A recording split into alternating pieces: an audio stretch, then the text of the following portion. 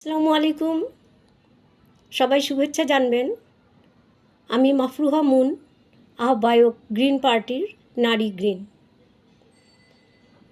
আজ নারী উন্নয়ন বিষয়ে আমি অল্প কিছু কথা বলবো। বাংলাদেশের মোট জনসংখ্যার পরিসংখ্যান হিসেব অনুযায়ী বাংলাদেশে পুরুষের তুলনায় নারীর সংখ্যা বেশি,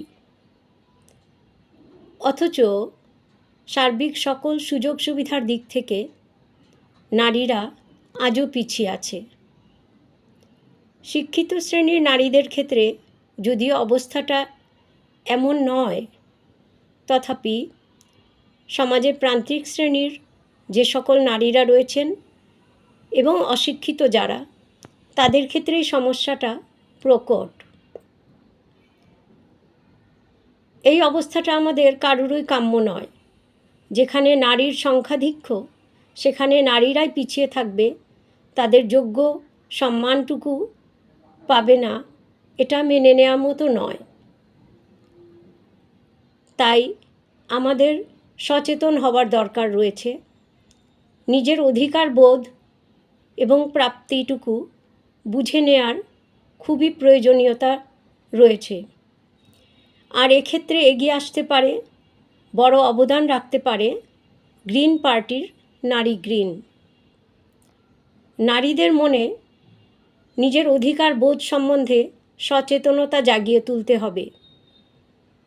নিজের কাজের যোগ্য সম্মান এবং মূল্যায়ন, এগুলির প্রত্যেকটার সুষ্ঠু সমন্বয় প্রয়োজন। সুষ্ঠু সমন্বয়ের দ্বারাই নারীদের বিভিন্ন সমস্যা, বাধা বিপত্তি প্রকারভেদ চিহ্নিতকরণ এবং তা থেকে বেরিয়ে আসার পথ বের করতে হবে। এজন্য আমাদের প্রত্যেকটা পরিবার থেকে এই ভূমিকা পালনে সহযোগিতার হাত বাড়িয়ে দিতে হবে। কারণ আমাদের পরিবারেই রয়েছেন মা, বোন, স্ত্রী এবং কন্যা।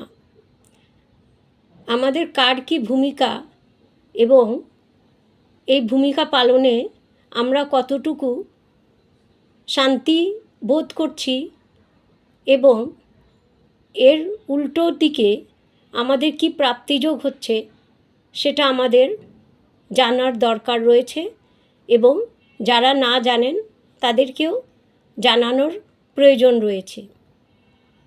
তাই আমরা সবাই সচেতন হব এবং নারীর মূল্যায়নে এগিয়ে আসতে সচেষ্ট হব।